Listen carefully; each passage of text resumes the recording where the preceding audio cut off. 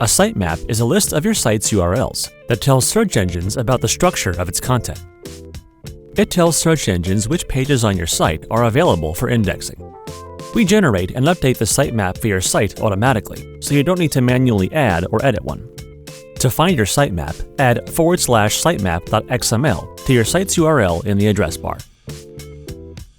The sitemap updates every time you make changes to your page structure. These updates may take up to 24 hours to complete, but typically you'll see the change in about an hour.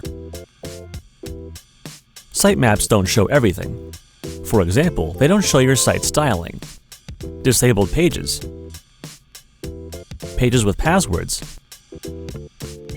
and pages that are hidden from search engines. Let us know if you have any further questions. We're always here to help.